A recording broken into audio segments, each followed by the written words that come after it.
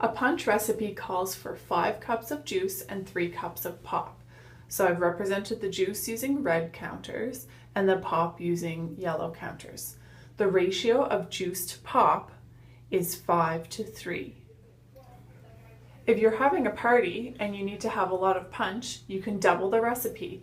It will taste the same as long as you keep the same ratio. So if you'll notice, I just added another row and I will still have the same punch, just have a larger amount. So this picture shows me that the ratio of juice to pop of 5:3 is equivalent to 10:6. I've just doubled the recipe of punch. Now we are using the same ratio of juice to pop of 5:3. If you had 12 cups of pop in this punch, we want to figure out how many cups of juice you would need to keep the ratio of juice to pop the same. So we want to figure out, what did I have to multiply 3 by to make 12 cups? 3 times 4 is 12. So if I want to keep the ratio the same, I need to do the same thing with the juice.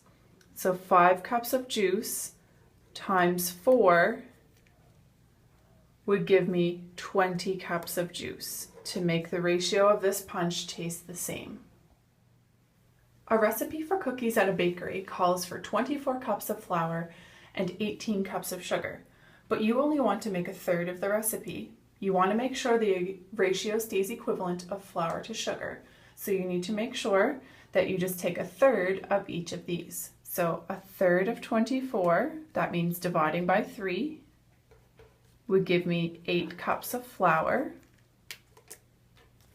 And then a third of 18 cups of sugar, divide that by 3 as well, do the same thing, would give me 6.